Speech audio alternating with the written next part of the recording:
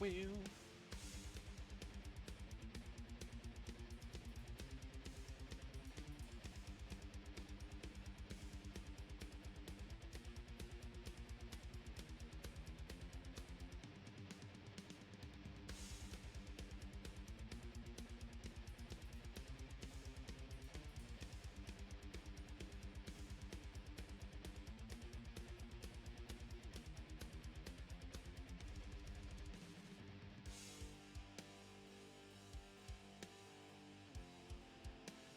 still.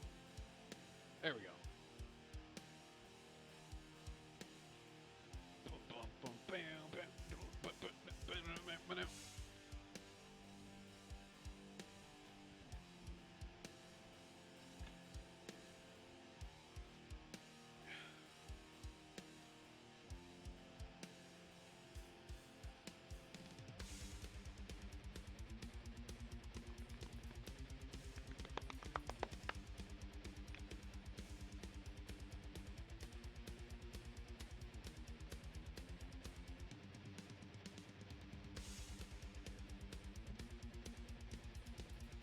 I'm ready. I'm ready.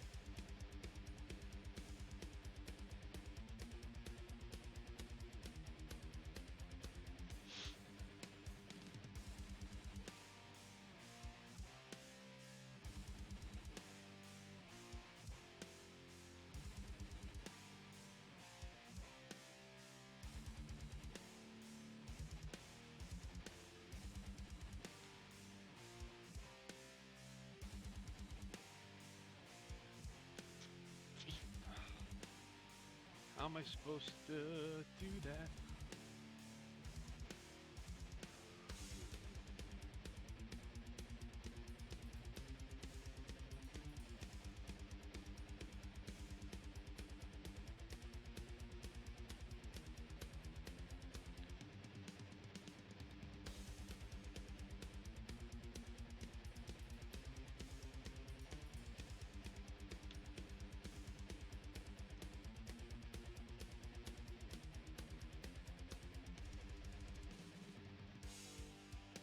Is that? Can they even fight each other? Oh boy.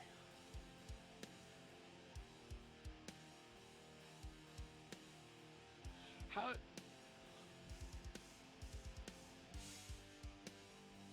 Oh boy.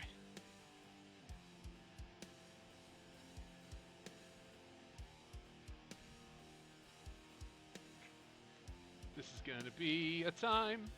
This is gonna be a time.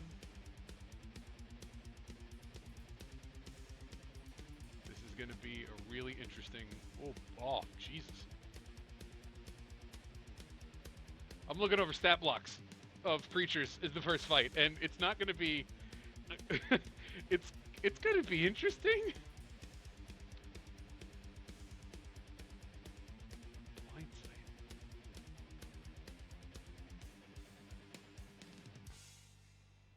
I am here, and I'm also excited.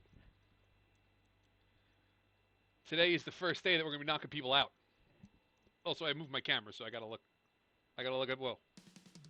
I gotta look up to deal with it now instead of like down and to the side. It's a time. It's an interesting time. Let me play with these buttons for a minute. Better. All right.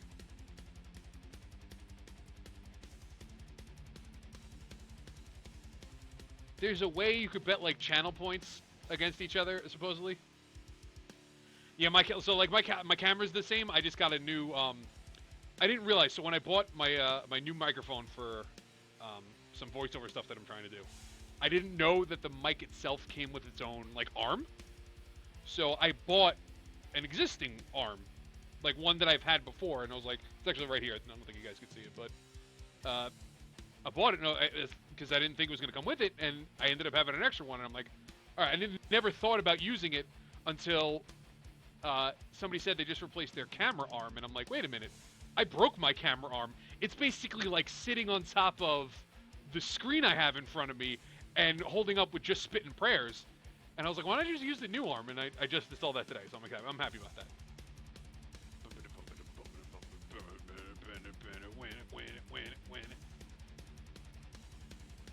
defense, and spell and video.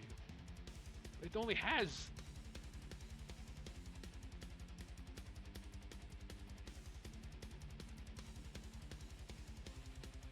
Do you use the quick question, because my friend Jen, Painkiller Jen Gaming, only streams from the PS4. Are you using the PS4 camera, or are you using like an aftermarket camera to do whatever? Apparently the green's getting lied to. Using the PS4, is it good? Like, do you like it? That's better, I guess. It's yellow. It's like neon.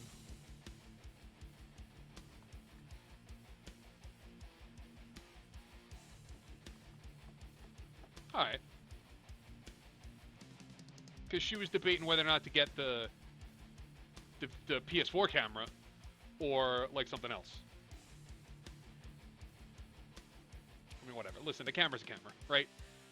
Until I make it big, right? When I hit partner, I'll upgrade. Until then, I got what I got. Like, this thing always serves me well, so I'm happy about it. But alright, we are going to give like 2 more minutes. I'm going to keep sipping on this stuff.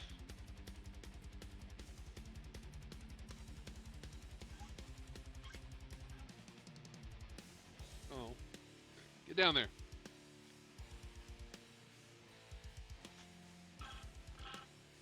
Yes, this is the size of my... Oh, it's green enough to... This is the size of the containers I use to drink. Because I'm a thirsty boy. And I have another one filled and ready to go. Let me go for it. I'm not going nowhere. I gotta run this stuff.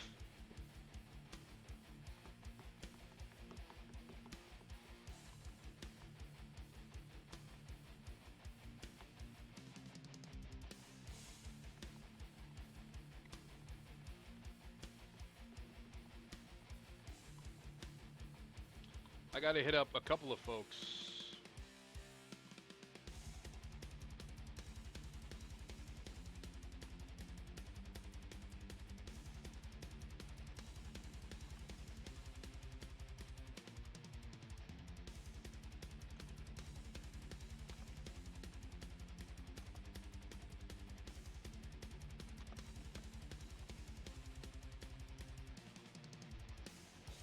Where's another person that's in on this?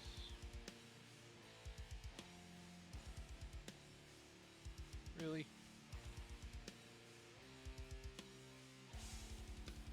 Can I get the one? Can I get one person?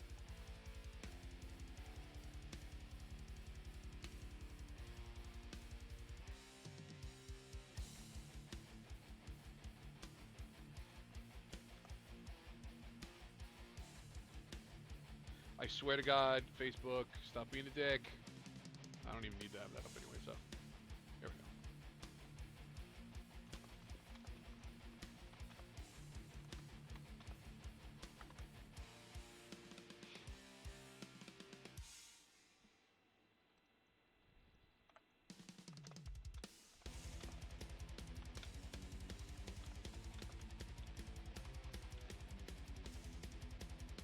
Alright, hit up basically everybody. And now everybody knows. So nobody can say I didn't tell them. You're not even late. You're fine. Don't apologize. You're on your own schedule. Listen, so here's the thing, right? Even if you're not here, it's cool because you can always watch it later. Time is weird. Time is a man-made construct. It doesn't actually exist. Also today I found out about the existence of 5D chess. It's a lie, but it's because it's 4D chess. There's no fifth dimension in the game anyway. It is, obviously XY. It doesn't go 3D. It doesn't add the Z-axis, but it adds a timeline axis of forward and sideways, and it's a total mess. Like the description on Steam says, like some wild stuff. I'll go find it, or you can go find it. If you just look up 5D chess on Steam, you'll see all the reviews, and somebody has like a review of their game. I'm gonna read it out. 5D Steam chess. Yes, this one. 5D chess with multiverse time travel is what it's called. $10. Um, I swear this is the top one from the Spookies user. I was playing a game against a human opponent online, and at one point they sent a queen back in time from one of the 10 timelines currently in play to put 5 of my past kings into check at once. I sent one of my own pieces even further back to stall, and they proceeded to send one of their queens back to the start of the game to try and beat me before I even got to that point. I was able to maneuver one of my bishops in the second most divergent timeline in a position to capture the queen in the alternate present once we got back to that point and saved the game. I eventually won by checkmating their king 5 turns in the past. Woo! Yeah, host. I love that little guy. I can't change him. I can't change the little zombie running. I hate zombies, but the little zombie running guy makes me really happy. Thank you for hosting, buddy. I appreciate it.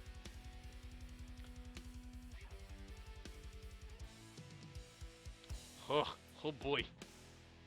Yeah, there's a the timeline goes it starts at 1 and then just starts diverging to multiple timelines. There are 10 timelines in this game that I'm looking at.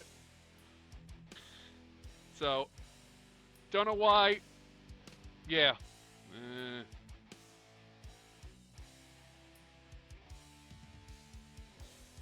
Alright, shouldn't be blurry anymore. The camera's more up than it used to be, and it's got a wider range of my stuff.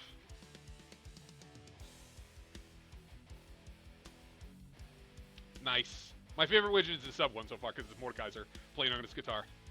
Just listen. Eventually, you hit 50 followers, and you get affiliate, and then you can use. You can use most of the stuff anyway.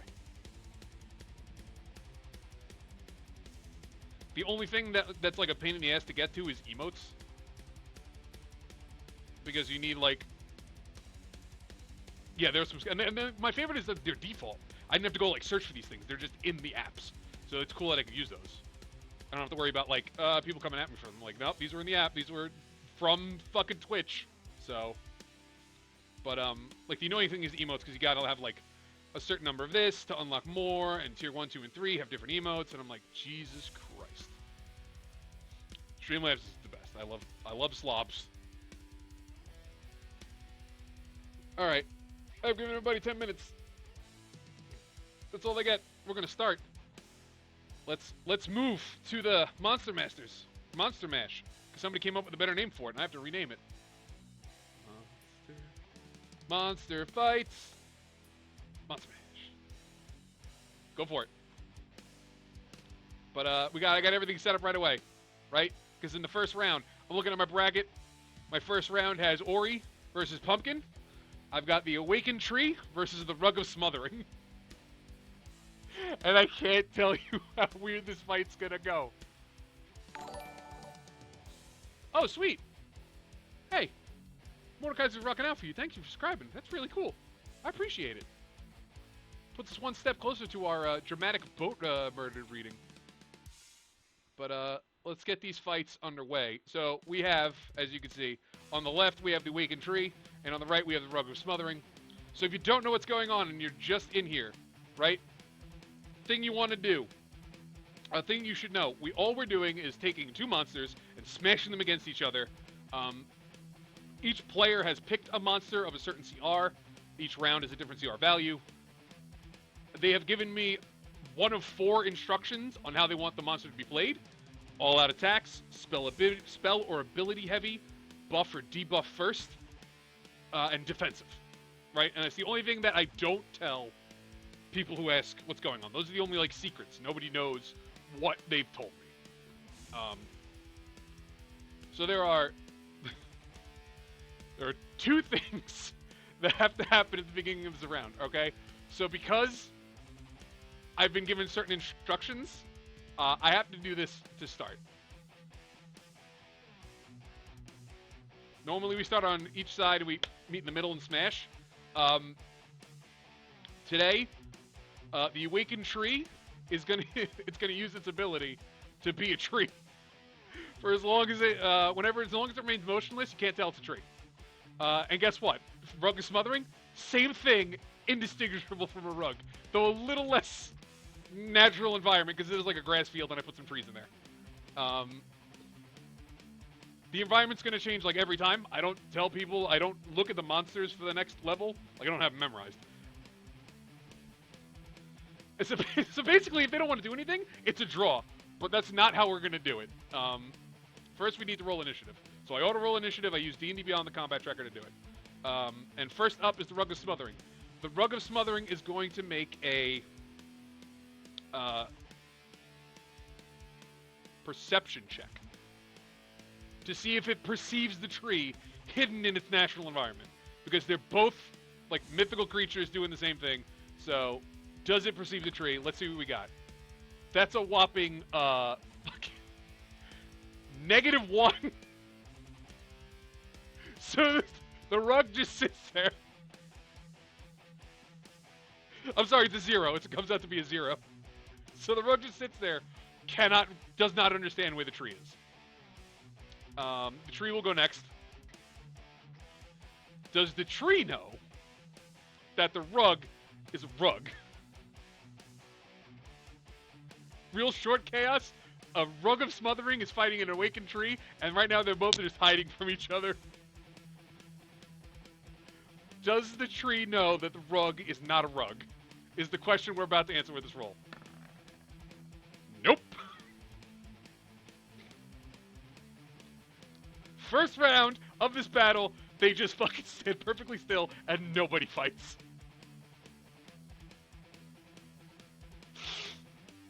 The tree cannot perceive anything else. It just sees a rug, and the rug is just there. The rug is just like, I'm fighting somebody, and they're in the arena, and who knows where they are. Round 2. The rug's gonna try again to perceive the tree. Somebody has to perceive somebody here. Can't tell one tree from another. Really just has no idea what's going on. Let me tell you, a Rug of Smothering is not the smartest creature in the book. And now the tree recognizes that rug is not a natural rug. That should not be in this environment. Thank God.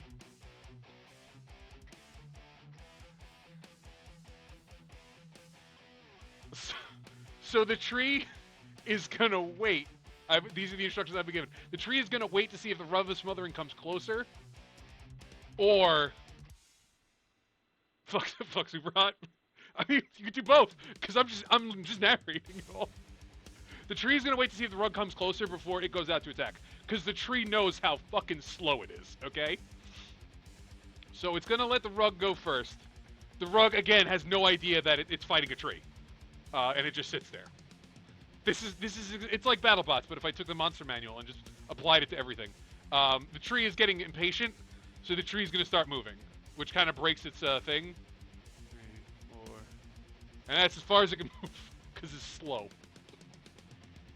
So it has to do something. It's not gonna wait around to get smothered by this rug. It's gonna get out there. The rug no longer has to realize like it's not a tree anymore. It's coming after it. It's the rug's turn. The rug is going to. I didn't realize that the rug's speed is only 10 feet.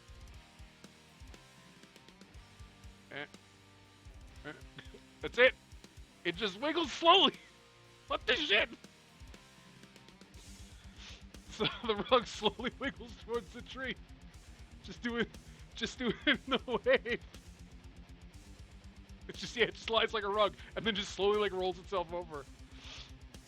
It is time for the tree to get in on this business. The tree is going to move its full 20 feet and get up.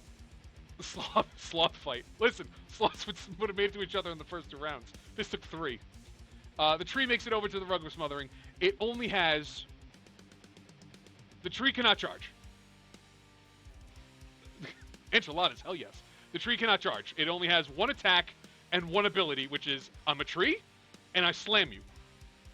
So it's going to try to hit the rug. It's got a plus 6 to its slam attack. 14 hits the rug. Now the question is, how much damage is it going to do? It does 3d6 plus 4. I am using the, in case you're wondering,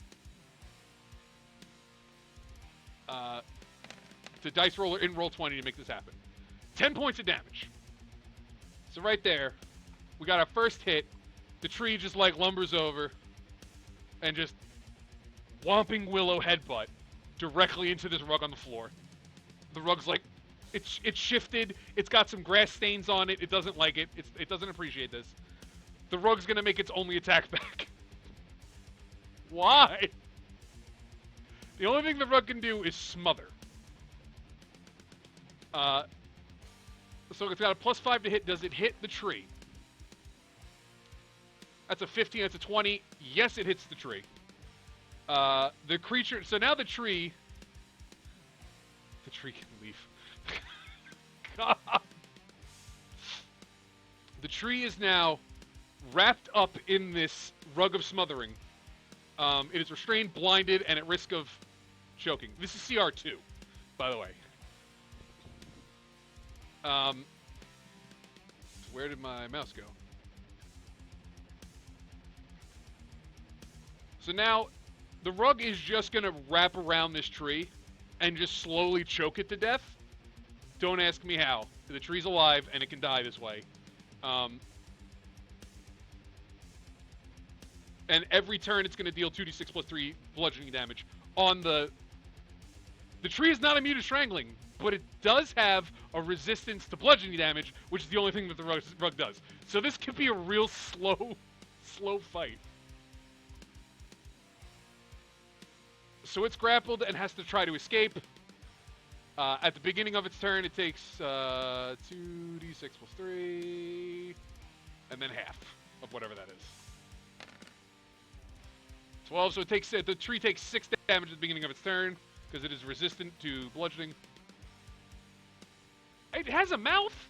I don't know. The little, like, chibi guy I found is just like a walking tree. And it's leaves, yeah. God. Does the tree break free of the grapple? The DC is 13. Nope. The tree does not break free of the grapple. The rug only has a single attack, and it's going to try to keep choking this out the tree. So it automatically goes next to the tree's turn. Back to the 2d6 plus 3. It's going to take another 6 damage. Okay, this is working out great for everyone. The tree has basically like 60 HP, so this could take a... Oh, God. Does the tree break free? Yes. Oh, thank God. The tree breaks free. The tree is now going to attempt to... Oh, that's it. Actually, that's... No, breaking free is an action. So, it can't do anything else on its turn. It's just got to sit there and wait for the rug to try it again. Oh, this is going to be a time. The rug goes for the squeeze. The rug misses the squeeze. If only that next. Just get all the tree jokes out now. Get them all. I got axe. I got leaves. Keep it going. Keep going. Somebody give me a bark joke. So the rug goes to wrap around the tree, and the tree is just like spinning and doesn't let it happen. The tree's gonna come back, try to slam it down on its head. The 15 hits. It's not a dogwood. I love you all so much. The tree hits with the slam. 3d6 plus 4, 16 total damage. The rug is not looking good. The rug is taking... Oh, it's got so many grass stains. It's got to try. It's going for its last effort. Does it get the tree? It gets the tree. The tree is dying again. The rug is fraying. The tree is wilting. All right, beginning of the tree's turn. It's got to take 2d6 plus 4. And half... Oh, God. It only takes 7. Whoa. I didn't click it twice. Calm down there. It takes 4 damage. Good job, tree. Does the tree break free? Tree does not break free on a natural one. Is it a wilting? It could be. Soprano. Is it a wilting willow? The tree is a little sappy. Oh, I love this. This is great. Tree does not break free. Tree takes damage again. Big damage. 7 whole points of damage. I'm so glad I have chat on the screen. So that, like, over here. Yeah, you're over here. So that when I clip all this, you can see all these terrible fucking comments. The tree does not fall over. It's still summer. Does the tree break free of the smothering? No, it does not. Go with the damage again, rug. 12, taking 6. Oh. The tree is at about half health. This could go. If the tree breaks free, it's like over for the rug. If the rug just keeps holding it, it's definitely going to keep this. It's going to keep this going. I can't believe this. The tree does not break free. The tree is being smothered by the rug. More damage for the tree. 10, which comes to 5. This also would have been, like, hysterically over if this tree did not have damage resistance against bludgeoning, which is the only thing that the rug can do. Does it break free? Ooh! Oh, it still breaks free, but that nat 20... Ooh! Ooh, you love to see it. Tree breaks free. Tree going for the slam. +6 to hit. Does it get it? A 14 makes it against the rug. No matter what, the rug is dead, because 3d6 + 4 is a minimum of 7. But we're going to roll it anyway. Rip. Rug. The rug is slain. The tree frees itself, slams its head against the rug, and the rug is frayed and just... Now it's just a terrible carpet you get in a hotel.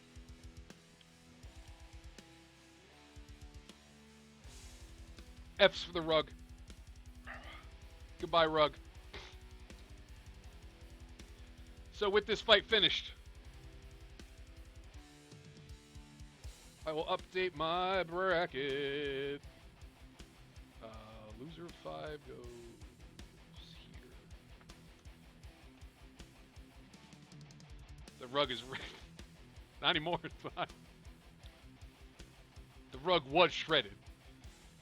All right. So we're gonna quickly do a reset. Get these guys out of here. Goodbye rug. Goodbye tree. And let me get the next players up on this.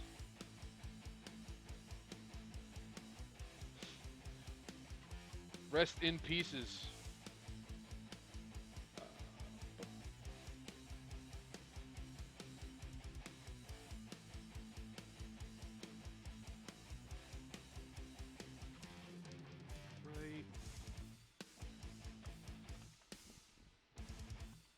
These are some interesting choices in this round.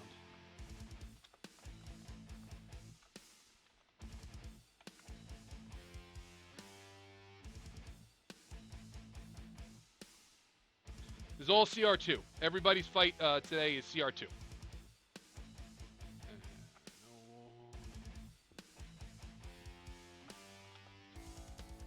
Also, everybody had to pick names that were fucking huge.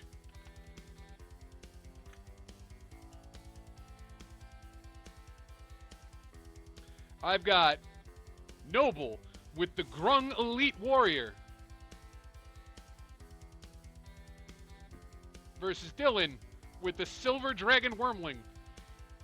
Go ahead and look it up in D & Beyond. These are both CR2 monsters. This is going to be an interesting fight. Let me get back out of here.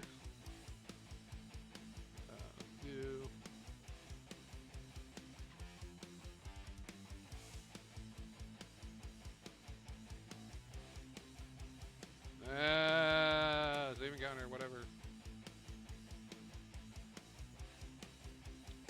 Go back to the other encounters. Game. Grungs are like frog people. Yeah, they're, let me see if I have a thing in here. It's kind of like a frog, but it has a lot of, like, slime on its skin, and it's super, super gross. Only if you touch them, so don't touch them. Alright. So this fight is going to be a lot more difficult than the last one, because these two have some interesting stat blocks.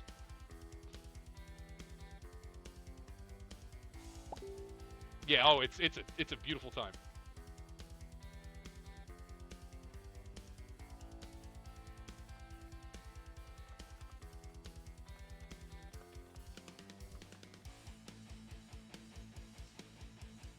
Froggy Baby versus Slimy Froggy Baby versus Special Baby Dragon. Yes.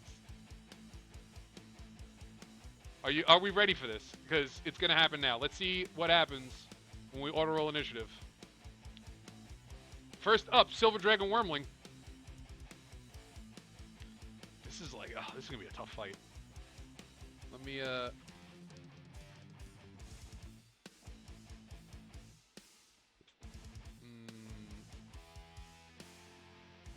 trying to make sure I can see everybody, what everybody's saying, and do this at the same time without dying. But we in on this. All right.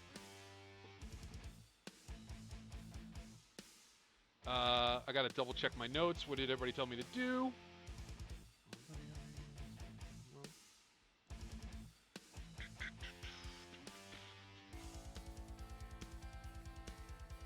All right. Well, not a lot I could do. 1, 2, 3,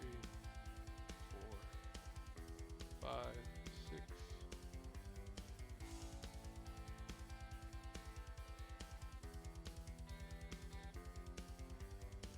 It can get this close, but it's not going to.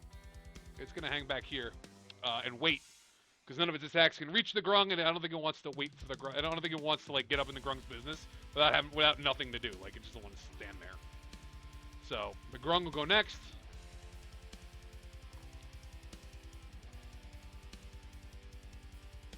Yeah, the Grung can't make it either. 1, 2, 3, 4, 5. But it does have a short bow.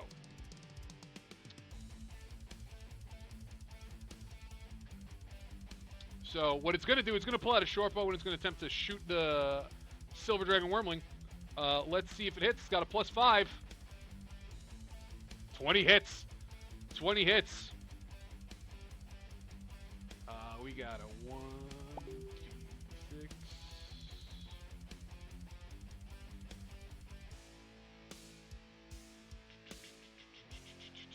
+3 piercing damage. What do we got? 9. Does it have any? No, it doesn't have any wild horse shit that I need to be worried about. So it's going to take 9, and it needs to make a save against poison because basically everything a Grung does. Twingy twang. Basically everything a Grung does is coated with poison. So let's see if the dragon can get a beat a 12 DC. It's got the +3 to the roll. It doesn't. It is poisoned.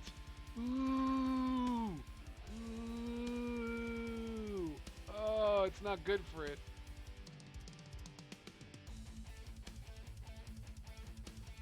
Oh, it is not poisoned. It just takes poison damage. That is much less a problem. But it does take 2d4.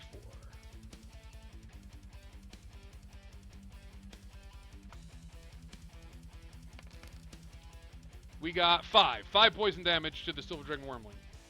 Already strong numbers. Strong numbers coming out. That's going to be his turn. Now it is the Silver Dragon's turn. The dragon is going to take about a couple steps this way, stay out of reach of the Grung, and it's going to attempt its...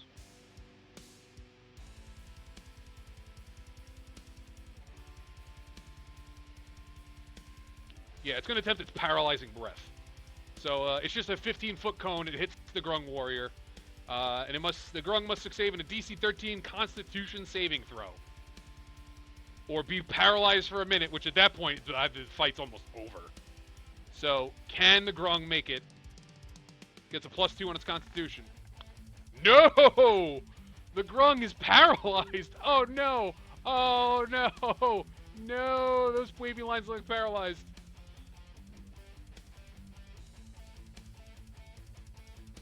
Oh, this is gonna be so tough. Frog baby paralyzed.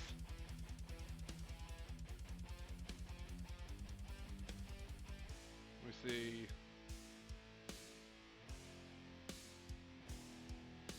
But that is it for the dragon.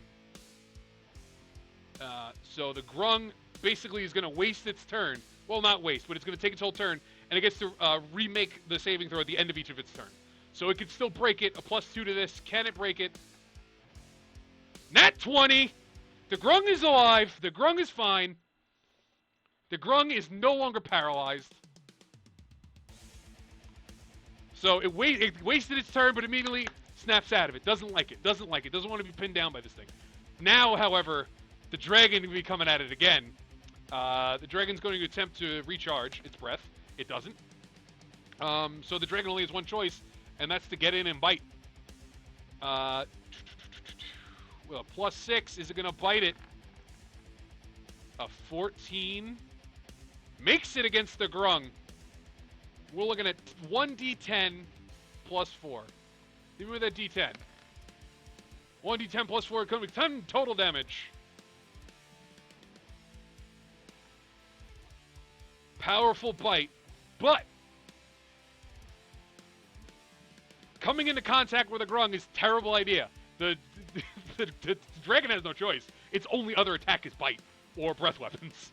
So, bites into the Grung, gotta make a DC 12 Constitution check or be poisoned. It fails. It is now poisoned for 1 minute. I'm gonna make it green. I'll make a little green dot. Remember, it's poison. So while you're poisoned, poison damage is one thing. Being poisoned, the status effect, you have disadvantage on everything. The only good thing about that for the dragon is that it has 2 attacks that are checks from somebody else, so it doesn't have to roll for those. But that is not good for the dragon. The dragon's now poisoned. This is literally a Pokemon battle. That's kind of why I wanted to do this. The Grung, gonna be coming at it. The Grung is gonna attempt its mesmerizing chirr. So it's just gonna... You like that? It's immune to its own sound. All Grung are immune to it. But any creature that hears it has to make a DC 12 Wisdom saving throw or be stunned until the end of the Grung's next turn. So does the dragon make it save? No. The dragon is stunned on top of being poisoned. You're stunned now too. We'll add that over there. Kiro, Kiro. Kiro, Kiro, Cola. Let me sing you the song of my people. That's the Grung's whole turn. The Silver Dragon Wormling, the only thing it gets to do is attempt to break the poison again. So, does it break out of the poison? Natural 20, it is no longer poisoned. However, it is still stunned until the end of the Grung's next turn. Status effect game today. That's it. So the Grung is basically going to have a free, stab just now. So it's going to put the short bow away. No reason to have it out anymore. We got the dagger. The crits are wild on things that don't crit. You can't crit a saving throw. There's no point. But let's see what happens when the Grung pulls out the dagger. A whopping 9, doesn't go anywhere, glances off the dragon's scales, does nothing. Does the chirr recharge? It does not. It only recharges on a 6. So the dragon is no longer stunned. It's now the dragon's turn. The dragon is, it is going to make a bite. Not with a 3. No, it's not. It ain't going to do shit. Will it recharge its stuff? It does. It recharges on a 5. So it will recharge its breath weapon. It's also, let's see. It's going to stay right where it is. Doesn't want to provoke attack of opportunity. It's just going to stay where it is. There's no reason to leave.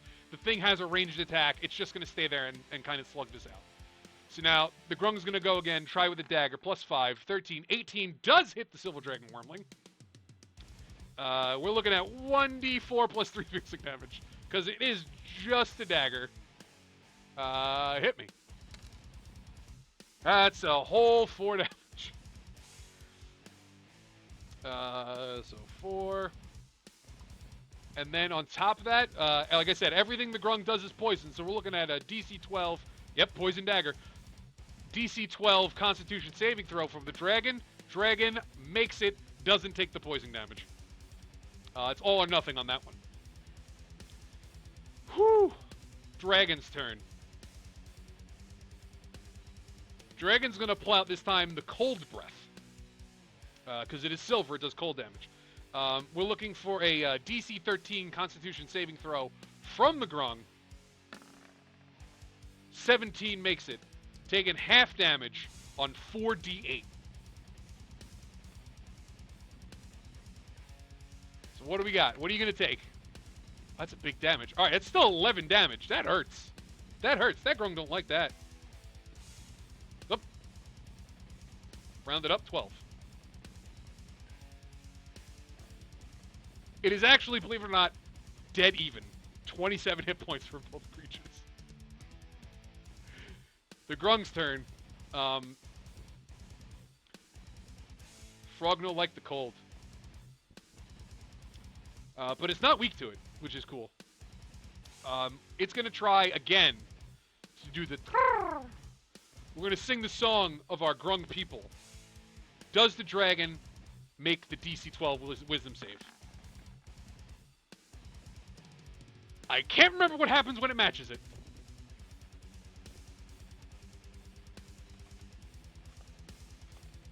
Saving throw tie.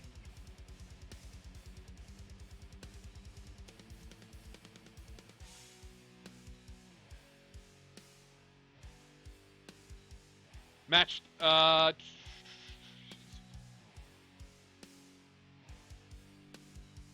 roll succeeds if you roll higher or equal to. The dragon has no mod to wisdom. It is flat. It's a flat 0. It's got an 11 score, so it doesn't have a modifier. You little baby. Little baby. In this case, it beats it. No chur. It does not work. But that's its whole turn.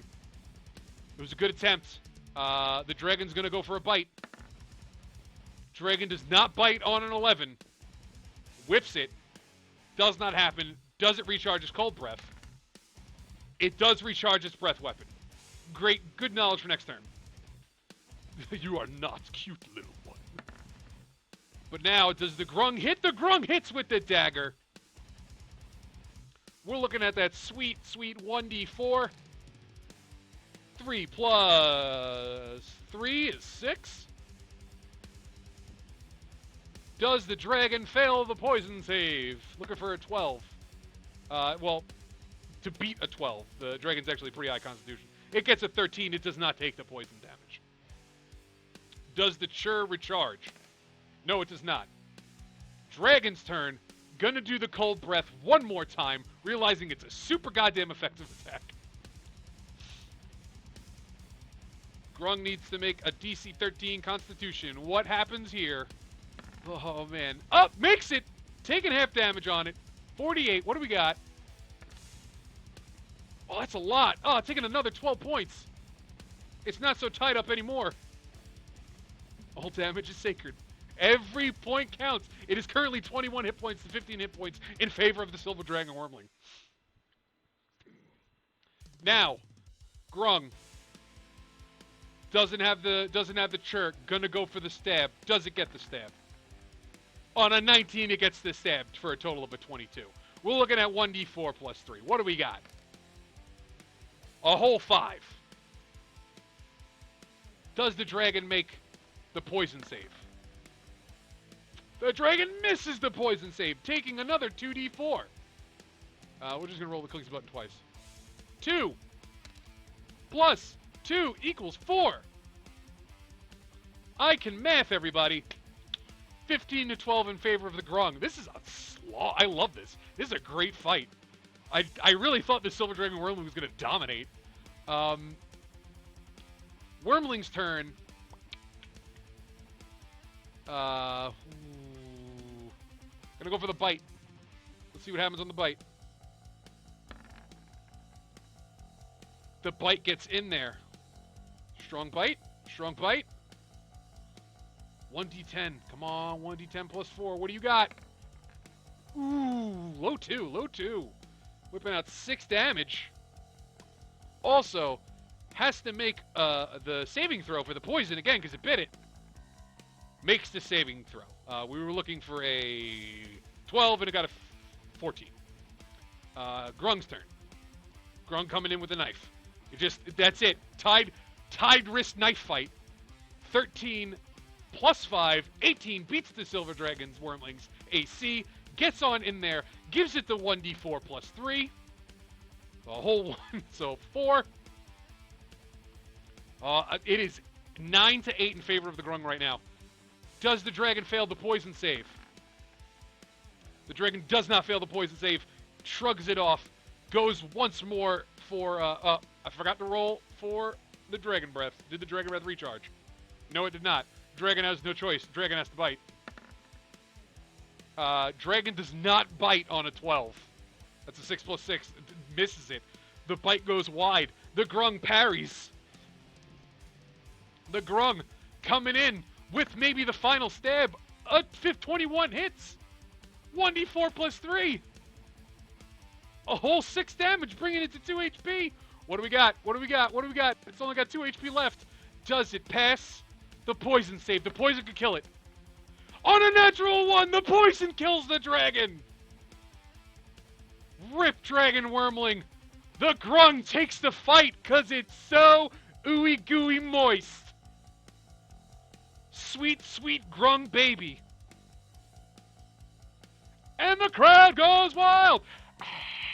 I should get a soundboard with crowd sounds. Look at that. Look at that Grung. Look at how happy that Grung is.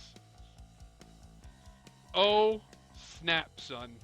I can't believe that just happened.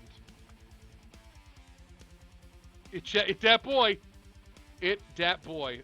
This was winner of... Okay, and then loser of 6.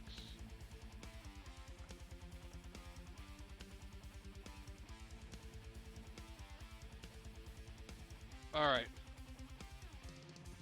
I mean, I have a button. For the blood god. I have a button specifically for that.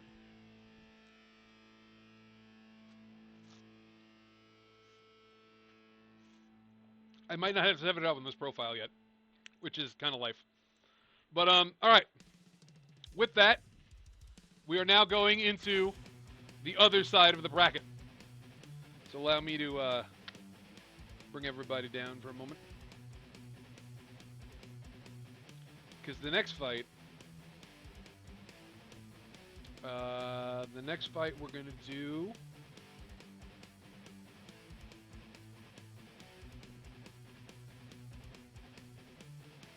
We're doing Abigail versus General Dick. Player left.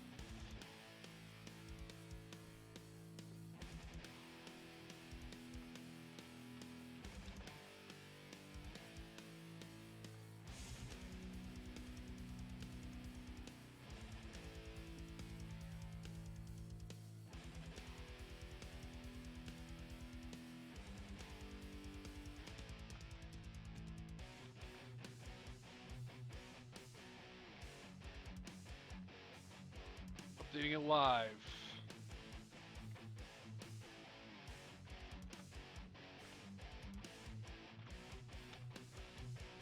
Let's see how this fight goes.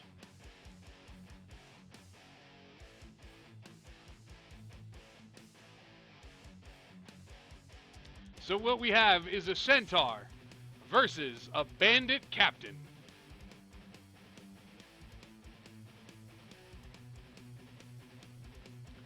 Let's see how this fight goes down. That last fight was riveting. I need a minute. I need to, oof.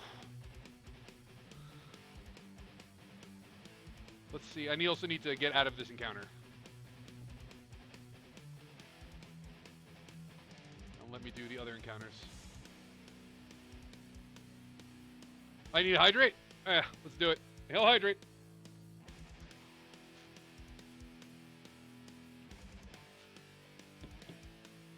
Did it. Everybody else should hydrate too. I'm just saying. Let me go and check on something.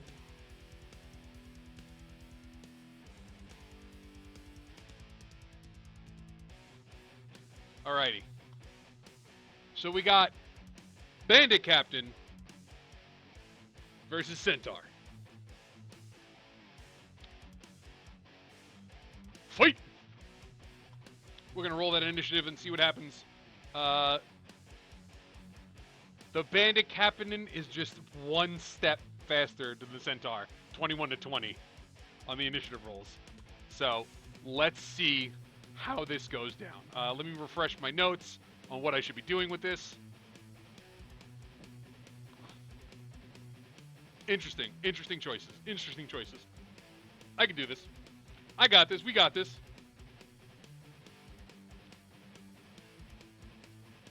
The Bandit Captain is going to move closer to the Centaur. And it's going to wait right there.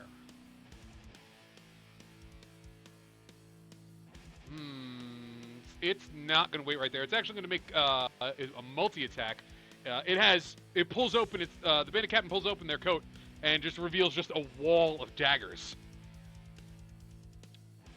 And the Bandit Captain is just going to whip 2 daggers with disadvantage because it's at more than short range. That's actually going into long range territory. So disadvantage on the first throw. We got a 16 or we got a 14. 14 plus 5 hits the Centaur. We're looking at 1d4 plus 3 piercing damage. Let's see what we got. 7 max damage on the first shot. Going for the second dagger throw. That 5, I tell you right now, is not going to make it. It only got worse. Second dagger, wide off the Centaur. Didn't appreciate getting it with the first one. Now it's the Centaur's turn. And let me double check notes.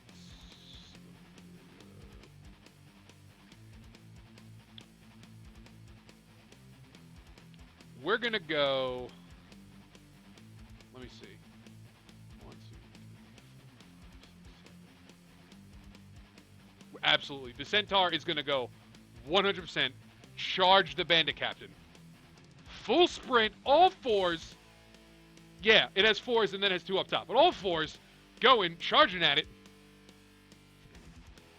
Going, it's going to have a pike and a hooves attack, and the pike's going to deal extra damage. Going to move 30 feet straight towards the target. So, the pike first, hitting on that +6. 13, does it hit the Bandit Captain? It does not hit the Bandit Captain. Goes wide with the Bandit Captain. The hooves, also a +6. What happens with the hooves? 17 does.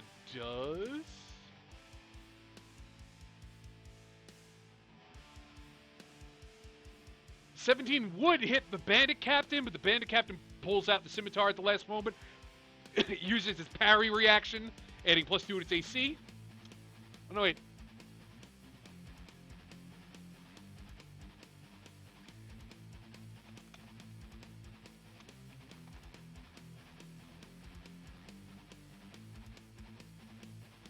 The tie goes to the defender. Yep. So, parries the hooves out of the way with the scimitar. No damage taken. Coming back to the Bandit Captain. Bandit Captain is just gonna... We're up in the business. Got the scimitar. Gonna make 3 melee attacks, 2 with the scimitar and 1 with a hidden dagger. So the first attack, we're getting a +5 on these. Could have shot them arrows, but also can get thrown daggers at. Like, the chance for dealing damage with the charge was I mean, +1d10. Strong hit with the pike. 15, but yeah, with a 20, hits the Centaur. I know. I'm the one, like, controlling the monster, so I want to put it out there. Like, these are the choices that I'm trying to make, and the reason that I make them. 20 hits the Centaur. We're looking at a 1d6 plus 3. 3 plus 3 is 6. Not a whole lot of damage from that first attack. Does the second attack do more? Nope. Second attack completely whiffs, and we're going now with the dagger. Crits on the dagger. We are looking at 1d4. Double the dice plus 3. 3 times 2 is 6. Plus 3 is 9. That bandit captain is strong. That bandit captain is doing a lot better than I thought they would. Oof. Oof. Crit on the dagger. But the centaur still has a chance. The centaur is all up in his business.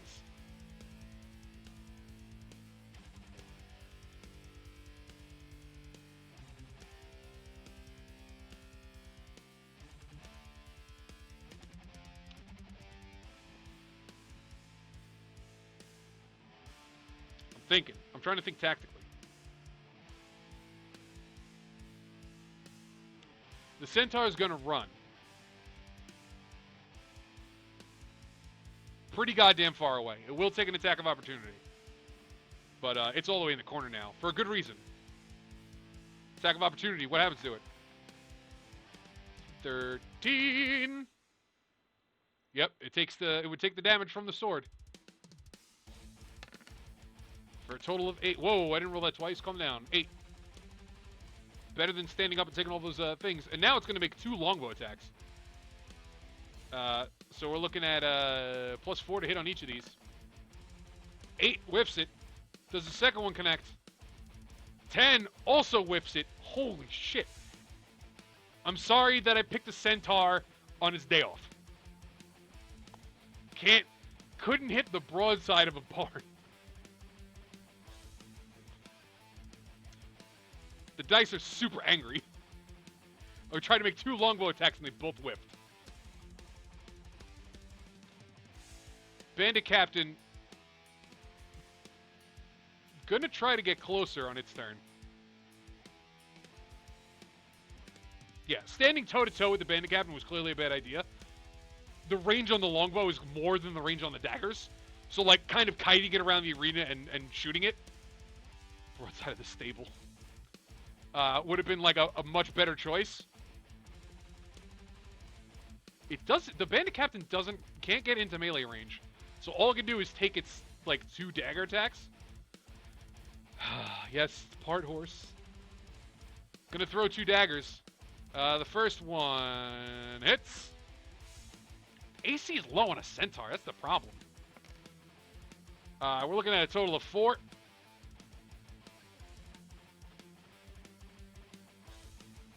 Second one crits. 4 times 2 is 8. Plus 3 is 11, which is exactly the amount of HP the centaur has left. The centaur is dead. Holy shit.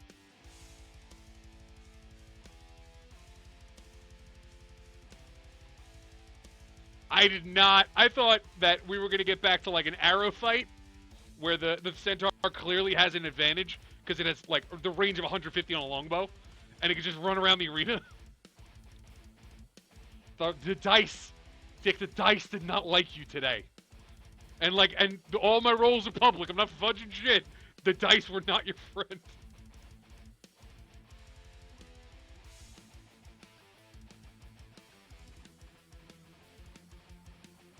You chose spell and ability heavy.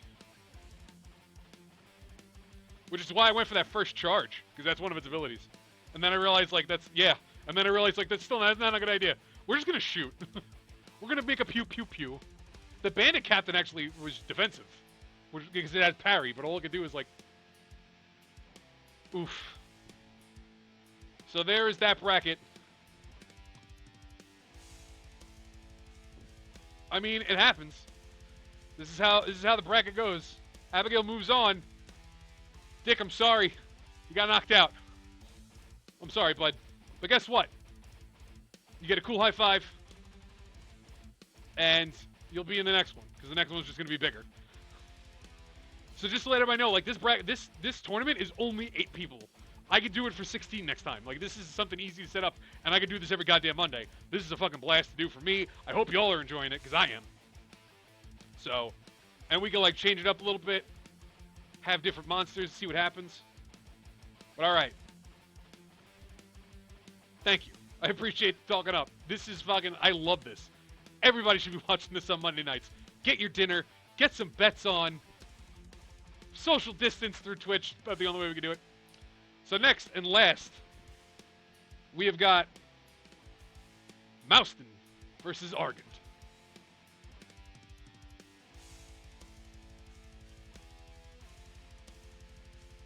Let me get everybody on the right spot.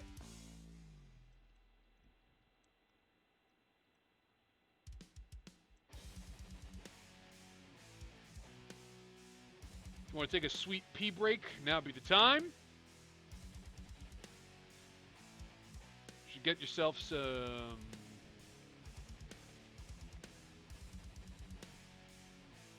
something to drink, something to eat, a little snack.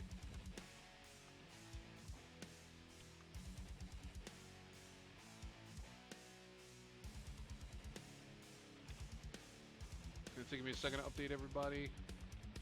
We got some interesting choices today. We got some real interesting ones here, because now we have. God, I have to change, move this every time. Like I'm mousing with a Hobgoblin Iron Warrior. I am just getting to your fight. Just getting to your fight. Perfect timing. Iron Shadow. Sorry. I put Warrior, but Iron Shadow. Versus a Ghast. This is going to be an interesting... All the fights so far have been super interesting. Finish boys are very important. Finish boys is super important. I'm gonna give. So this is gonna be the last fight of the night. Yeah, it's gonna be about like an hour 15 to get through with like 4 fights a night. I could do this all day.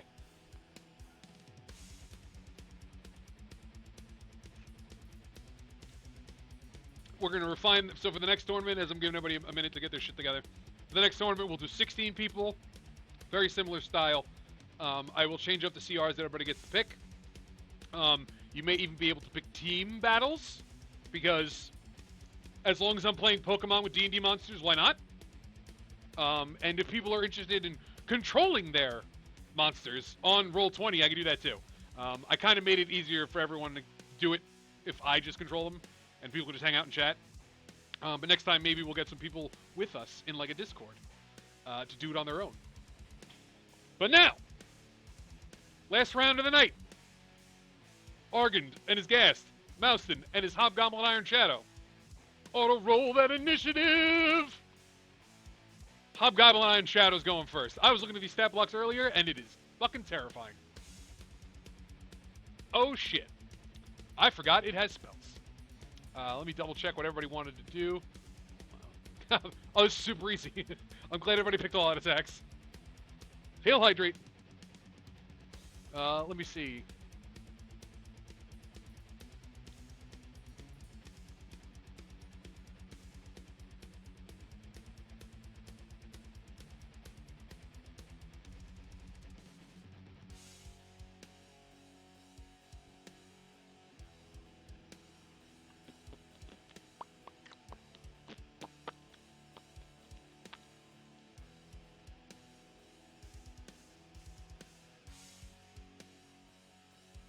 Alright, first thing the Hobgoblin Iron Shadow is going to do, it's going to cast Expeditious Retreat on itself, which means that for the rest, basically the rest of the fight, I'm glad the cat's enjoying this too.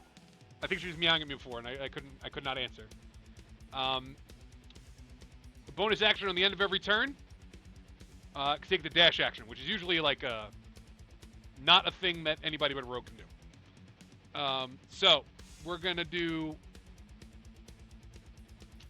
Yeah, we're going to go 1, 2, 3, 4, 5, 6, 7, 8. We are not going to dash just yet, because we would just be getting into melee with something that we couldn't do. We couldn't do squat.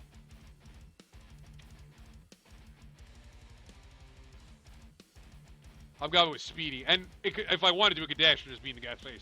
But just standing in front of a ghast is not going to do anything for the Gobbo. In fact, it might take a step. It might take a step back to try to give it 2 steps back. Knowing it has the speed advantage now, it's going to wait. The ghast is going to come up.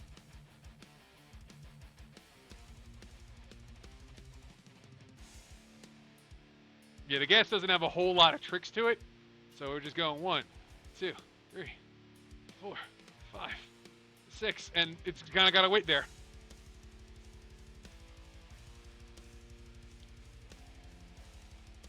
It can't bite or claw because it's too far away. But this is gonna get interesting. Coming back to the Hobgoblin.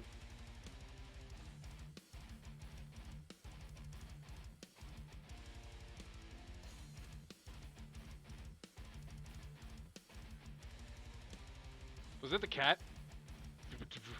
Thank you, cat. Beautiful, Midna. Thank you for cheering us on. Hobgoblin is going to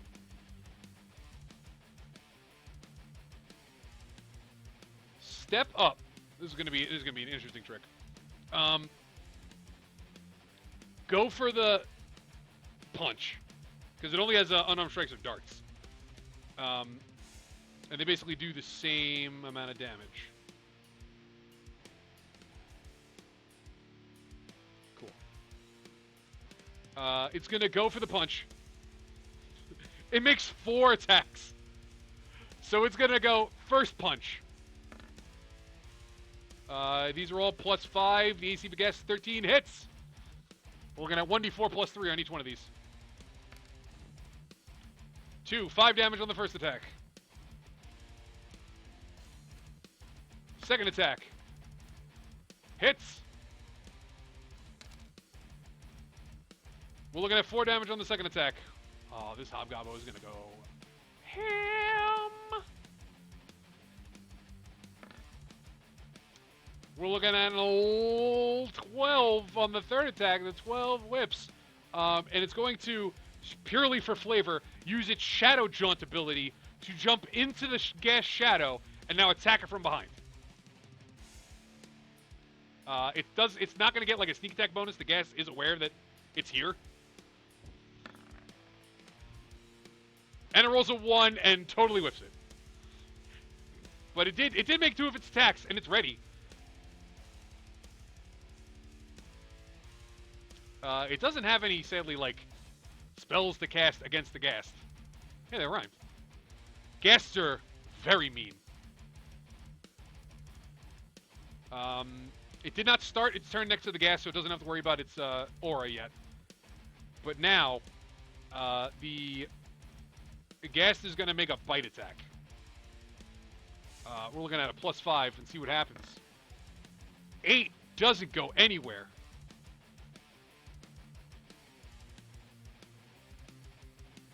Yeah, it does not make the attack. The Gobbo is going to go again. That ghast has to land 1 claw attack for this to be like a game changer. The Gobbo is just going to straight up start punching again. 18 hits. We're looking at 5 damage. Second attack. I can't believe he gets to do this 4 times. 17 hits. 4 damage. Whittling the ghast away. Poison Aura, you're correct. I'll start that right now. If it's poisoned, I will re-roll those because it had to be with a disadvantage if it's poisoned. It needs to make a DC 10 Constitution saving throw. And it gets a +2 to con, so. Would you have been poisoned, Hobgoblin Iron Shadow? No. Hobgoblin would not have been poisoned. Thank God I don't have to reroll. Thank God I don't have to go back in time. The gods don't like it when you go back in time. It's gonna Shadow Jaunt, makes its final 2 attacks. 3 does not connect. 5 does not connect either. Game state restored, yes. Ghast's turn. The ghast is going to attempt to do the bite. It's the claws, I'm sorry. Its claws are the most damaging thing it could possibly do. Can it hit? Not with a fucking 2, it won't.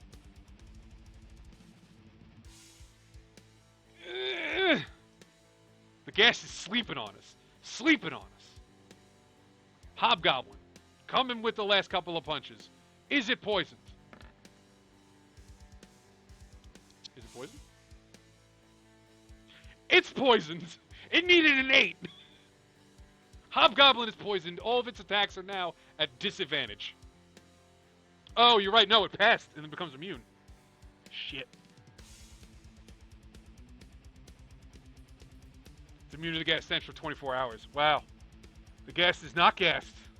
The gas is in trouble. I forgot that it has on a successful saving throw. It's immune. So, Hobgoblin stuffs his daggers up his nose backwards, and just starts swinging. That 6 doesn't hit. That 18 sure as fuck hits. And that's 7 damage. Gas is hurting real bad. 3 doesn't hit. Last attack, natural 20. Double the dice, plus 3. Oof. Ooh. Only a 1 comes a 2, plus 3 comes 5. If it had rolled a 4, it would have killed the ghast. Now the ghast's turn. Can the ghast get its fucking paralyze on it? Yes, it can. Yes, it can. Ghast hits. We're looking at 2d6 slashing damage. We'll do the damage first, and it's plus 3. Plus 3. The target creature is not undead. Ooh, 14 damage. Big hit, big hit. DC 10 Constitution saving throw from the Hobgoblin. It needs an 8 to pass. It gets a 9. It passes. It is not paralyzed. The ghast is in a lot of trouble. Going for swings. Hobgoblin against the ghast. Hits.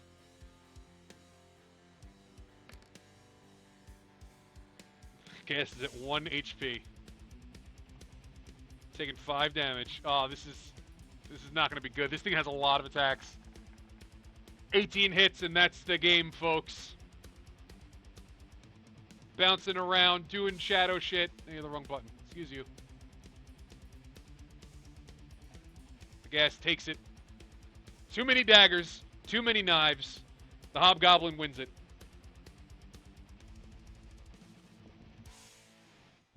The Gobbo squad don't play.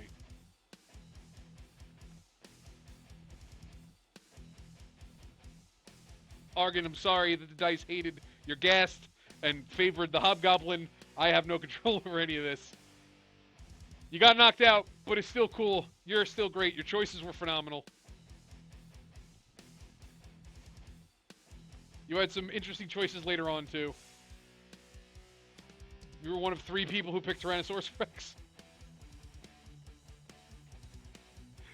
Oh, God. That was a phenomenal time. So, we move on with our brackets.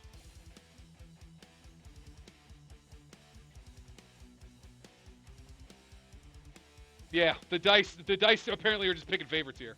So, the next time we come back, we are going to be in the semifinals. It's going to be the winner's bracket of Ori versus Noble. And then we're going to go through the losers bracket. Mousin versus Abby. Pumpkin versus Dylan. The winner of that will fight. And then the week after, we're going to have a best 2 out of 3 head-to-head. Next week will be CR4, and everybody's choices only get better from here. Thank you for coming out for Monday Monster Mash. Yeah, you thank Pumpkin for the name. It happened. We were here. Y'all are great. We're going to switch over gears for a hot minute. We're going to take a small break. I'll leave you with the sweet guitar music. And we're going to get into... Go for it. I didn't even know Carrier streaming just now. I'm gonna jump over to some more Paper Mario. Spouse needs food. Dave also needs food. We will order food. All right, fine. We won't jump into more Paper Mario. Here's what we do. We're not gonna go to break right now. We're just gonna go straight to like an Enter the Gungeon run, and once the Enter the Gungeon run is done, we'll call it a night. So we'll jump right into that right now. Wait. Cancel. What? What?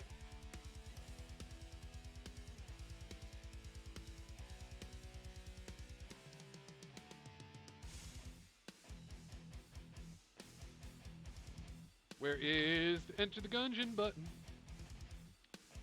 Let's hop over to a different screen.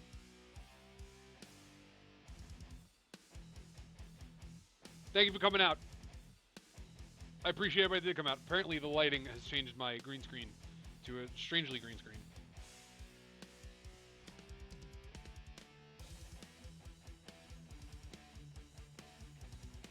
Where'd it go? Where'd it go? I just saw it. I just saw it. Where'd you go? Where'd you go? God damn it, game.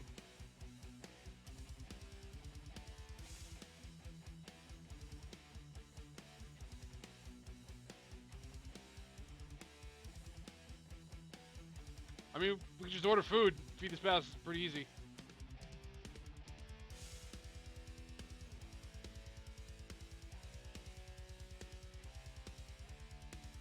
Also, I just installed a brand new hard drive into this machine, and I was able to add so many more games that I just had to install.